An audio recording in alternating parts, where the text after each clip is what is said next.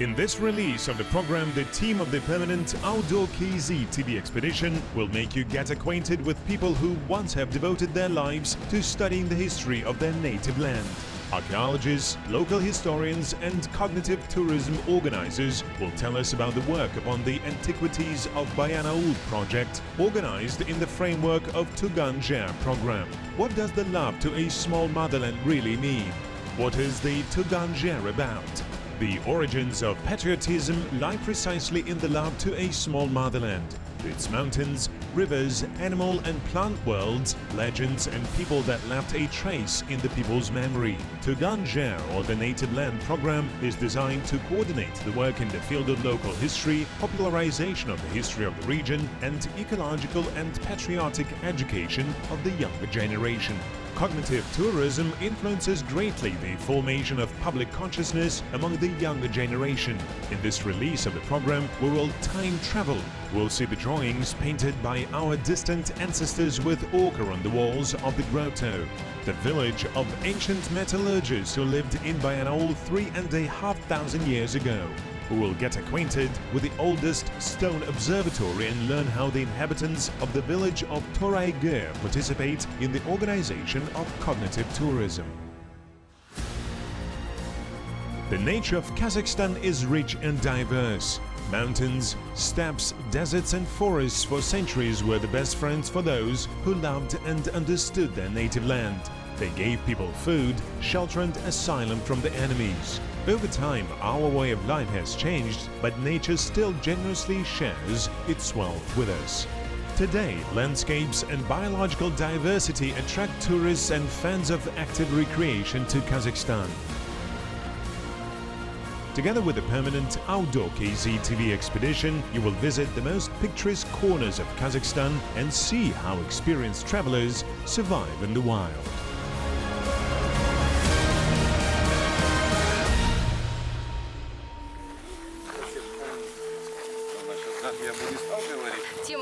The topic is interesting in principle. It is yet not studied well.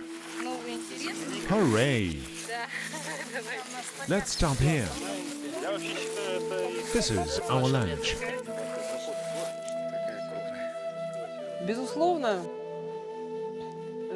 Undoubtedly, antiquity is very interesting.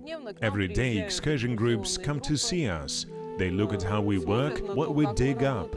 They ask a lot of questions. We certainly interrupt our works for some time to explain people everything.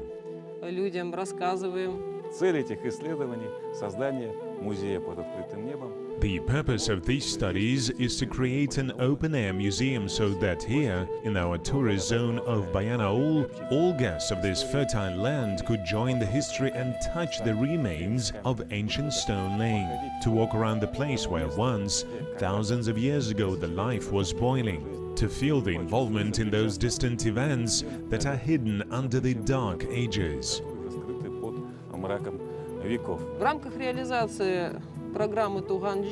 Within the framework of the implementation of Tuganjer program, we have planned the works at this facility.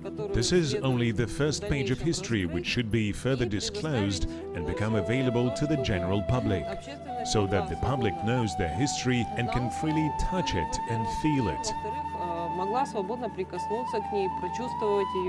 During the excavations, we find fragments of ceramics, remains of sacrifices or burials. And it must be said that besides the purely scientific significance, the Toraygö mounds are very attractive for the development of tourist routes.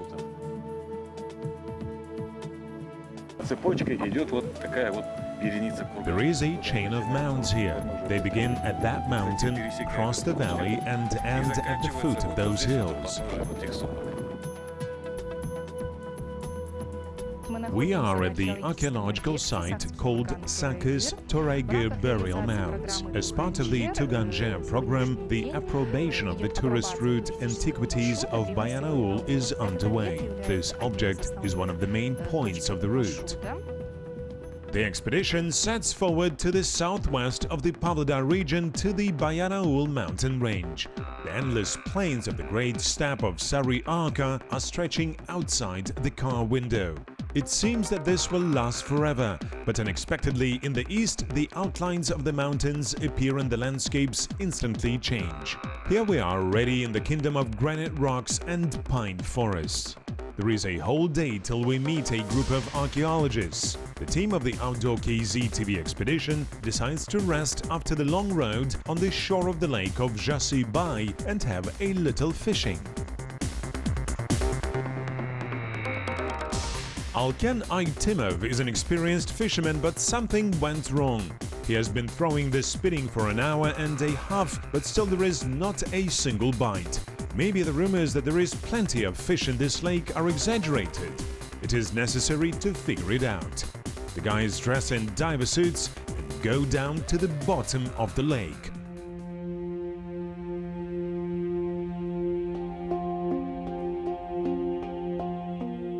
A run of striped perches swims along the rocky shore.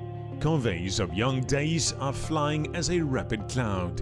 There is fish here. For some reason, there is just no biting now. The maximum depth of the lake is about 15 meters. The length is just over 3 kilometers. The water is clean, clear and warm. Fishing did not work, but we managed to admire the beautiful sunset.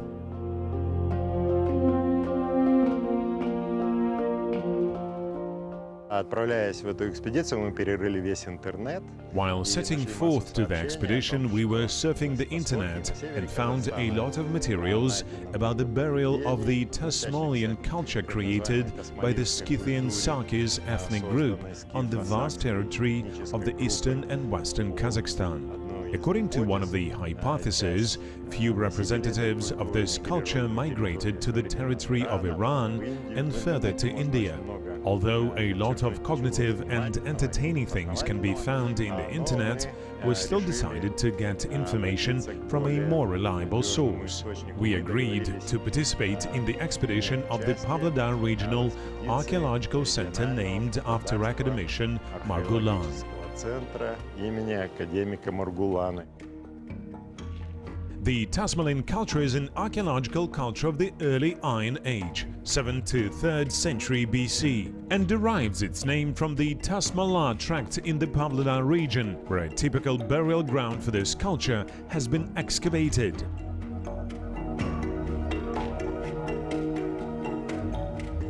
Earlier in the morning, the expedition scales down the camp and goes deep into the Bayanaul mountain massif across country roads. Mountain chains, delaying the movement of atmospheric fronts, create a specific moist microclimate here, favorable for cattle breeding. Since the Paleolithic times, succulent pastures and relatively mild winters have attracted people to this area. Traditionally, the population has been engaged in livestock breeding, but up to the organization of the national park, they have tourism as another source of income. The status of this specially protected area imposes some restrictions on pasture load. Excessive pasturage can damage protected areas, but the losses are more than outweighed by the benefits of tourism. I think now it makes sense to run the drone to shoot the landscape from above. This relic grove of prehistoric trees, then the cliff of the Bold, from where a view on the lake of Toray-Gur opens. There is a relic alder grove between the village and the lake of Toray-Gur. In times when people worshipped natural objects, it was apparently considered sacred. Magical mysteries were arranged in the shady forest.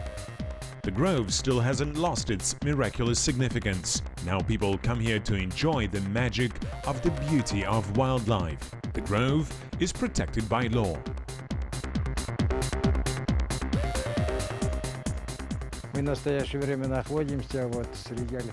Now we are among the alder forests. The black alder is included into the Red Book. It is possible to forecast the weather while watching this plant in spring. If flowering goes along the trunk simultaneously, then the weather will be favorable. If flowering starts from the bottom, then the summer will be cold and rainy.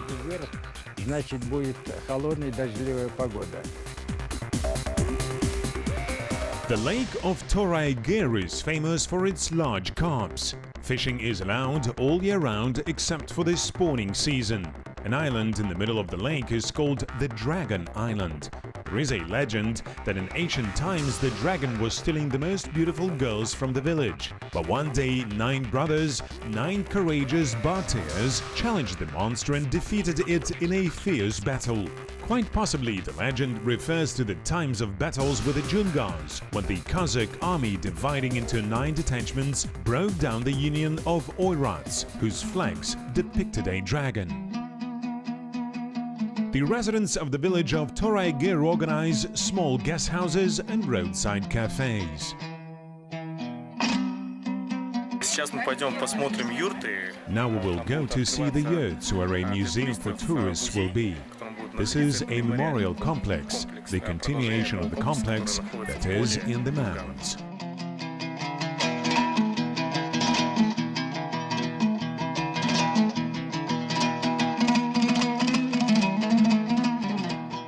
In the village cafe, the prices are low. You can dine for 1,000 tenge.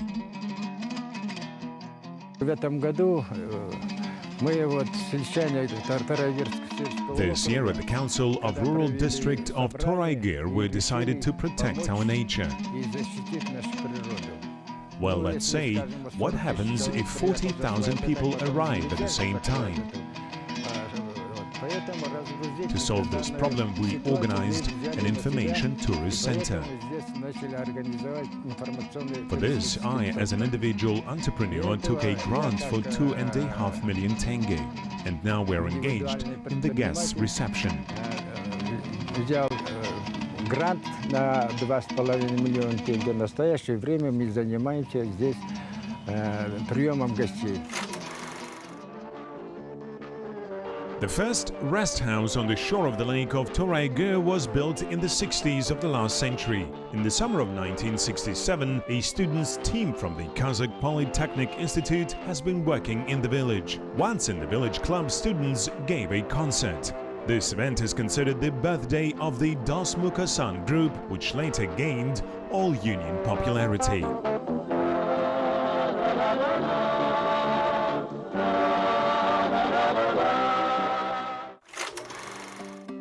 The village of Toray is located at the foot of the Cliff of the Bald, the mountain. Climbing and alpinism competitions among youth teams are being held here annually. Recently, the cliff was renamed into the Saken Seyfulin's Mount.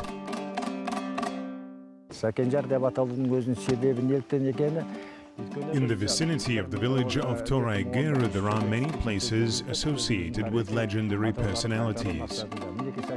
One of them is the rock of Sakenja. In 2011, we organized an expedition dedicated to the memory of our ancestors who lived in these places. For example, the rock of Sakenja. Its original name was a rock scraper. The second name was the Heart Rock. The third was the name of the Cliff of the Bald. And finally, the fourth name, the Saken's Mount. This name was given because, having escaped from the White Guards, Saken Seyfulin hid in these lands at his mother's relatives. After the Soviet power was established in Akmolensk in December 1917, the poet and playwright Saken Seyfulin was elected as a member of the Presidium of the Soviet of Deputies and was appointed as the People's Commissar of Education. But in June 1918, the White Guard Revolution took place in Akmolensk and Saken Seyfulin was arrested. In January 1919, he was sent as a prisoner to Petropavlovsk. The writer managed to escape from captivity. For several weeks, he waited at night to his relatives in the village of Toray. Friends hid him on the top of this mountain. For 2 months, the writer was hiding in a cave among the wild rocks. During this time, he was working on the famous The Thorny Way novel.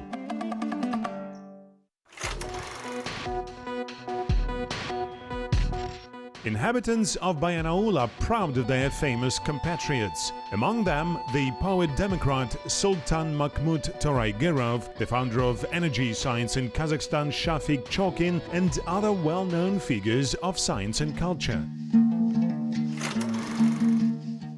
In 1926, the father of the future academician slaughtered his only cow to send his son to study in the city of Kokolinsk in a pedagogical technical school.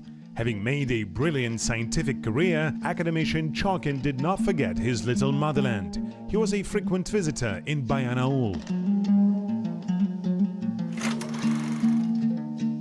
3 kilometers from the lake of Toraygir, there is a family seat of the founder of the Kazakh cinema, Shaken Aymanov. It turned difficult to find the ruins of his village among the endless ridges and forest-covered glades.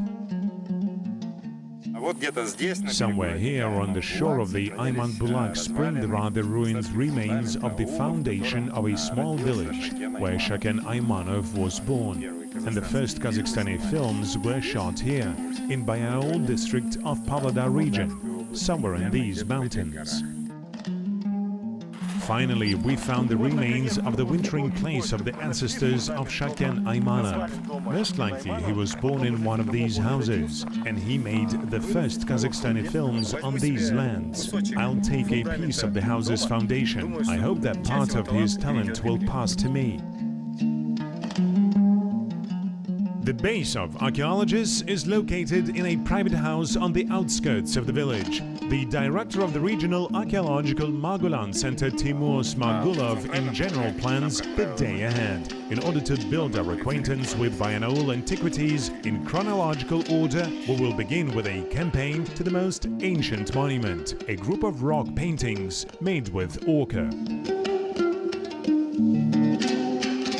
Back in the era of the late Stone Age, people have mastered the technology of rock painting with the natural pigment of ochre. The age of the famous galleries in the caves of Altamira in Spain and Lusco in France exceed 15,000 years. The dating of petroglyphs in the stone grotto of Kemper-Tas tract is still to be determined.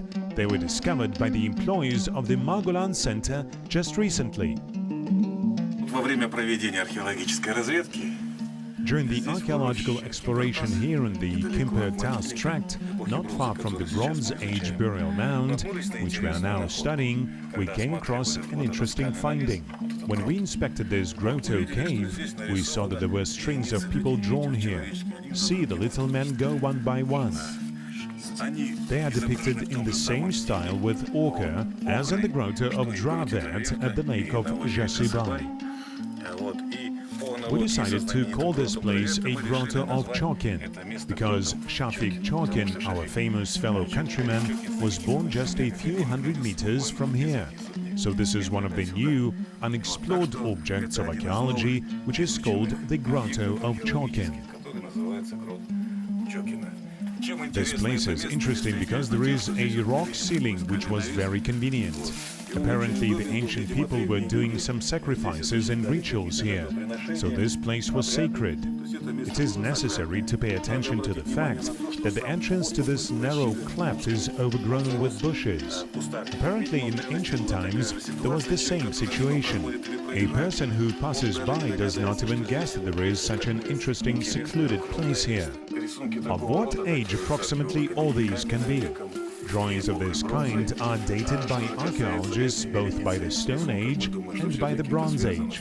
As for this string of drawings, we think that they are connected with the functioning of the settlement of ancient miners, who apparently were mining gold and copper and burial ground, which is now being excavated.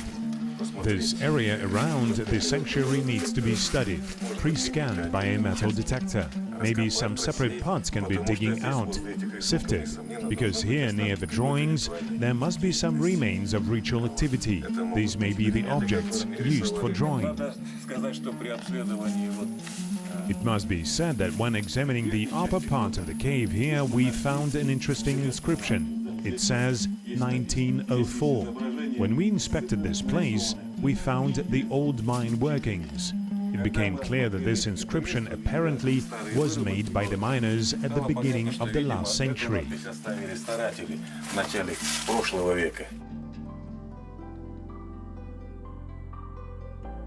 Not far from the grotto with petroglyphs, the researchers have found traces of the village of miners. Moving only a couple of kilometers in space, the expedition from the Stone Age falls into the second millennium BC. The scientific employee of Margolan Center, Yelena Tusheva, with a group of students, was just finishing the process of selection of soil.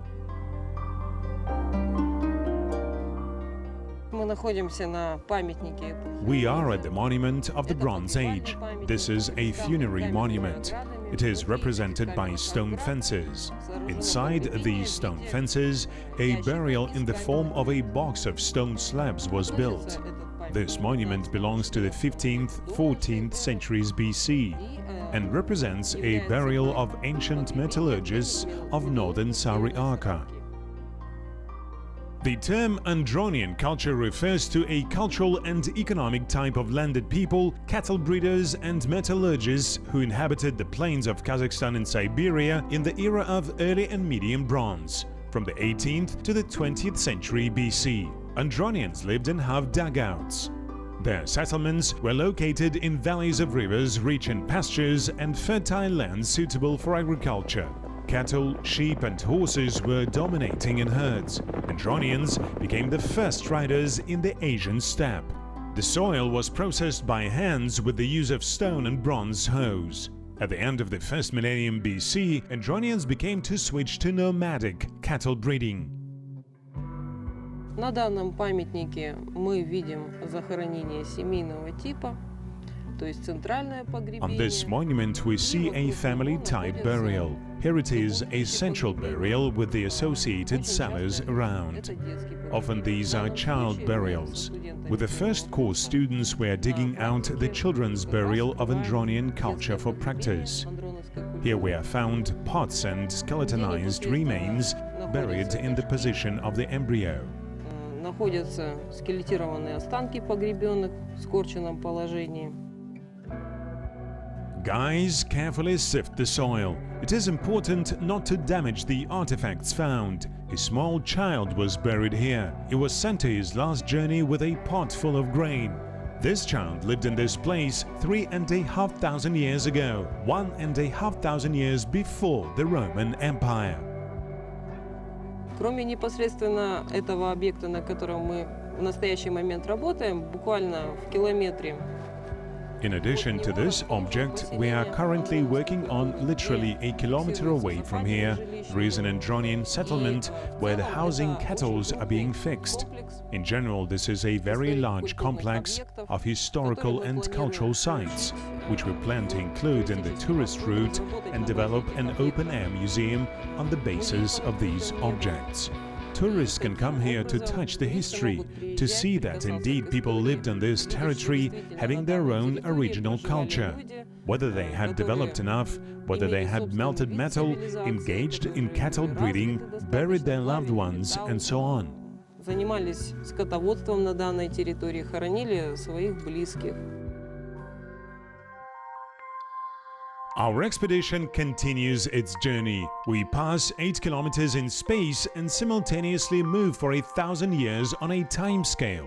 From the early Bronze period, we find ourselves in the Scythian Sarkis epoch. In the west and east, north and south of Syriaca, archaeologists find mounds made from earth and stone, which in scholarly literature were called tumulus with ridges.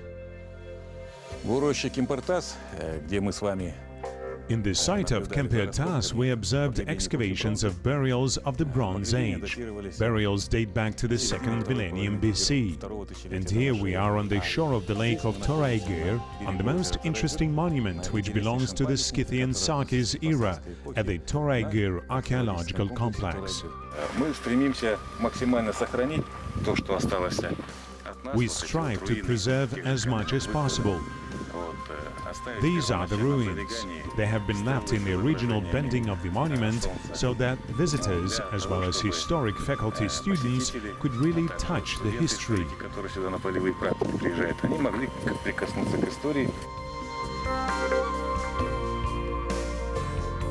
Он представляет из себя святилище, вокруг которого сгруппированы курганы, This is a sanctuary around which the mounds of ancient warriors and priests are grouped.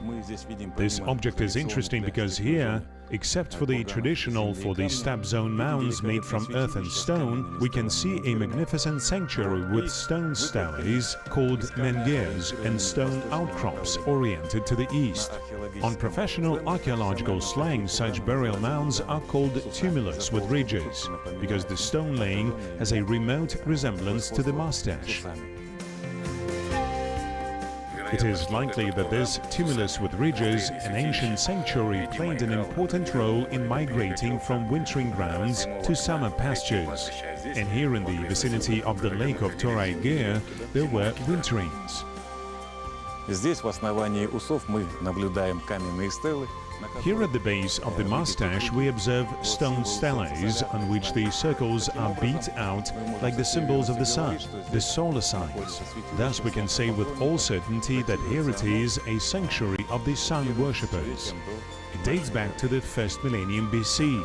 Here one can see the remnants of huge menhirs weighing up to several tons, which people extracted, processed in the nearest quarries, then brought and installed in this sacred place, the sacred territory. The sanctuary has been active for more than 1 century. While clearing the stone laying, when studying burial mounds in addition to burials, we found also the remains of sacrifices. These are the fragments of ceramics and the bones of animals. Years, centuries, millennia passed over the great steppe. Time destroyed the homes of metallurgists, sun worshippers, covering with sand their settlements, changing their religious faiths, technology and scientific ideas. We are far gone from our ancestors, but we must not forget that if they were not for them, there would not be us. Tengrism absorbed the cosmogonic views of the ancient sun worshippers coming from the depth of the centuries. Islam and Middle Age scholasticism in their turn transformed the Tengrism, while modern culture and science grew out of the first, sometimes awkward attempts of our ancestors to study the surrounding world. The first stone observatory and the modern hadronic collider are different links of the same chain, different stages of the evolution of human thought. Тема диссертации мусульманские культовые комплексы. The topic of my thesis is Muslim religious complexes of the 19th-21st centuries. The main purpose of these studies is to create a typology, fully describe it, distribute by type and subtype. They are subdivided into several subtypes, like the sacral places, and into the main 2 types, natural and personified.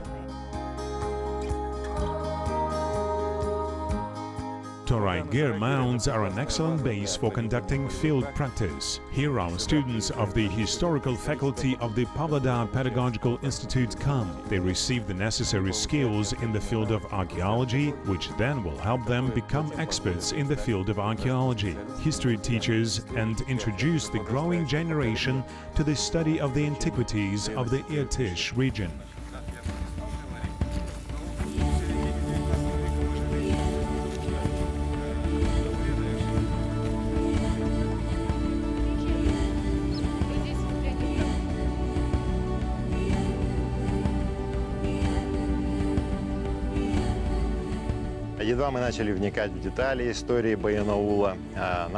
We've just begun to delve into the details of Bayanaul's history, but it's time for us to leave this amazing land. We agreed that we will take part in other expeditions organized by the Tugan-Jer program. Our new friends, Timur, Yenlek, Lena Tusheva and students of the Pavlodar Pedagogical Institute do a very useful job. They answer the question that is extremely important for any country. How does the motherland begin? They teach children to love and respect this land, poured with blood and sweat. They explain children, the future masters of this land, that all who lived here 100, 1,000 and 10,000 years ago dreamed of a better share for their children. Everyone wanted his children and grandchildren to inherit the land as abundant and beautiful as he had once received from his ancestors. For this land, rivers of blood, rivers of sweat were poured. We must know this, recognize and respect. Ценить и уважать.